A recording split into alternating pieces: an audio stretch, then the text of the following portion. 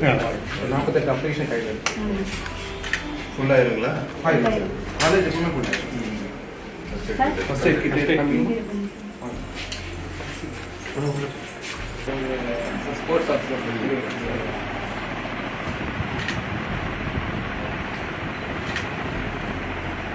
இல்லை பார்த்து தான் கொடுக்குறீங்களா அதெல்லாம் அங்கே? என்ன வேலைக்கு என்ன கொடுக்குறது தெரியுமா உங்களுக்கு? எது கொடுக்குறது? எக்ஸ்பைரி டேட் பார்த்து கொடுக்குறீங்களா? பார்த்துட்டீங்களா எக்ஸ்பைரி டேட்லாம்? உள்ள பிடிக்கல வைக்கக்கூடாதுமா. உள்ள வேணுங்கிறது மட்டும் தான் வைக்கணும். தேவையில்லாத வைக்கூடாது. தேவையில்லாத எதுக்குள்ள வச்சுட்டு இருக்கீங்க அதெல்லாம்? இதுக்கு அதிகாரி வந்து பார்த்து சொல்லணும்னு வச்சுட்டு இருக்கிறீங்க அதுங்களா? இல்லை எதில் எப்படி எதுக்கு வச்சுருக்கீங்க அதெல்லாம்?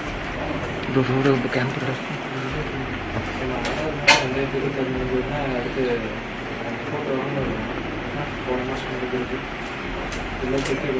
அழகுக்கு வைக்கிறது இல்லைம்மா, இது அத்தியாவசியத்துக்கு வைக்கிறது. இல்லை நாங்கள் வந்து இந்த மாதிரி ரெகுலராக வந்து பார்த்து சொன்னாதான் மாற்றணுமா? எல்லாமே மாற்றி கொடுங்க சார். இது கொடுத்தாங்களா? இது அதை கொடுத்தாங்கம்மா. இதெல்லாம் நீ பார்க்கணுமா இல்லையா? அதில் இருக்க டேட்டு புதுசு வந்துருக்கு. ஓகே, ஏதாவது பழசெல்லாம் மாற்றணும்ல நீங்கள் செக் பண்ணி நீங்கள் தானே அதே நீங்கள் தானே இங்கே ஓட்டுன்னு அது வேறு யார் வந்து இப்போ நாங்கள் தான் வந்து பார்த்து சொல்லணுமா? எத்தனை வருஷம் நீங்கள் பார்க்குறீங்க? ஒன்று தானே பார்க்குறீங்க, ஒன்று முறையாக பார்க்கணும்ல?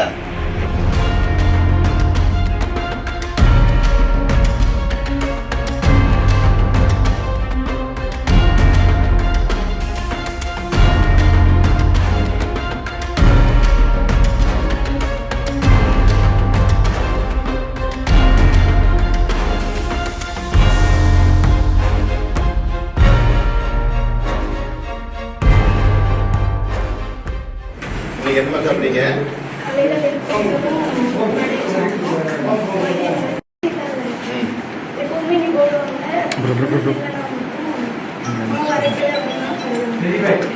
சாப்பாடு நல்லா இருக்காம்மா?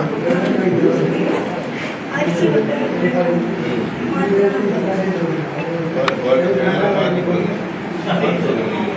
பார்த்து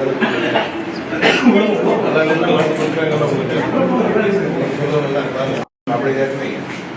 கொஞ்சம் பேர் கொஞ்சம் நல்லதாக கொடுங்கன்னு கேட்குறேன். மெனு பிரகாரம் இருக்கான்னு பாருங்கம்மா. மெனு பிரகாரம் உங்களுக்கு கொடுக்க வேண்டியதை உங்களுக்கு சர்வீஸ் பண்ணுறது எல்லாருமே இருக்கிறாங்களா? சரியாம்மா? இருக்கு கேமரா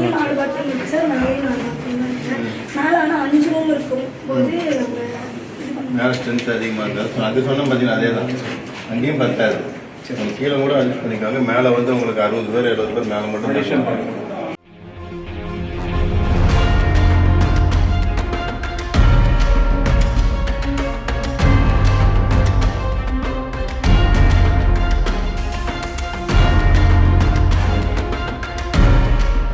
மாண்புமிகு தமிழக முதலமைச்சர் அவர்களின் ஆணைப்படி பிற்படுத்தப்பட்ட நலத்துறையின் சார்பாக சமூக நீதி விடுதிகள் ஆய்வு தமிழகம் முழுவதும் இருக்கக்கூடிய மாவட்டங்களில்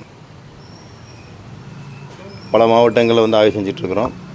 கிட்டத்தட்ட ஒரு 10 மாவட்டங்கள் பக்கம் ஆய்வு செஞ்சிட்டோம்.